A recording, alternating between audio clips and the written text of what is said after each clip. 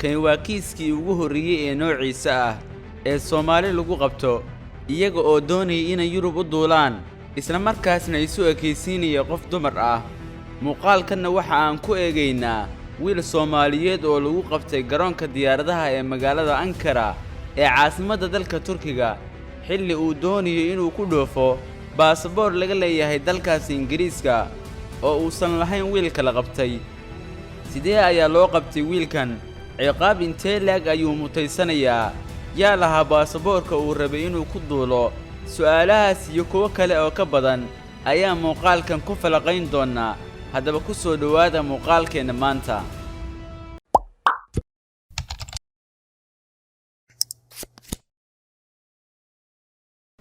magaalada Ankara ee caasimadda dalka Turkiga waxaa lagu qabtay wiil Soomaaliyeed oo isu ekaysiiyey qaabka gabdhaha isagoo doonaya inuu ka dhoofo garoonka Ankara isla markaasna ku wajahnaa dalkaas Ingiriiska. wiilkan oo 21 jir ah ayaa magaciisa lagu sheegay Ibrahim Bashiir. markiisii hore wiilkan waxa uu ka tegay magaalada Gaalkacyo weliba qaybta Puntland waxa uuna dalkaasi Turkiga gaaray muddo 6 bilood ka hor halkaasi oo u tagay arrimo uu ku sheegay inay qaadi doonto gabar saaxiibo ay ahaayeen. laakiin wararka soo baxay ayaa sheegaya in gabadha qaadi rabtay ay tahay isla walaashii, waana gabadhii uu watay baasaboorkeeda isla markaasna uu ku baxayay. waxa uuna doonayay inuu kaga dago diyaaradda caasimadda London. gabadha iska leh baasaboorka waxaa magaceeda lagu sheegay Khadiija Bashiir. sidee ayaa loo ogaaday loona qabtay Ibrahim? waxaa ka shakiyay ciidamada gaarka ah ee Turkiga oo joogay garoonka sababta oo ah maba uusan lahayn qaab dumar. shaki badan kadib baaritaan ayay ciidamada mariyeen.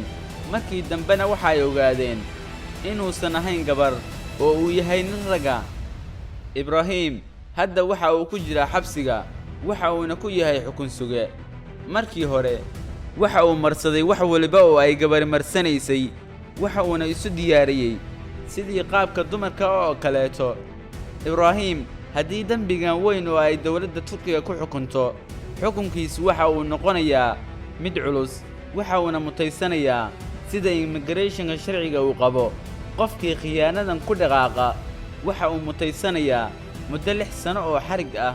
waxaana sidoo kale meesha aan ka marnayn inay saameyn ku yeelan doonto gabadha lagana qaadi karo sharcigeeda, sidoo kale lagana laaban karo deganaanshaha waddanka Ingiriiska ay ku joogto sababtoo ah waxa ay khiyaantay waddankii ay ka soo jeeday. oo inaad baasaboorka qof kale u dhiibto waa mamnuuc, xitaa waalidkaaga. sida caadiga ee sharciyada ku qoran waxaa nidaam ah in wax walba oo dukumenti ah ha noqoto dhalashadaada, ID-gaaga, xitaa laysanka gaariga dhammaantoodna uma dhiibi kartid qofna. halkaasna gabadha waxa ay ku mutaysan kartaa in sharciga deganaanshaha lagala laabto, sidoo kale xabsi ayay mutaysan kartaa, waddankana waa laga musaafurin karaa. waxaan sugaynaa xaaladdan meesha ay ku dambayso. wixii kale oo warar ka soo baxa waxaad kala socon kartaan daawadayaal janalka Ilayska Dunida.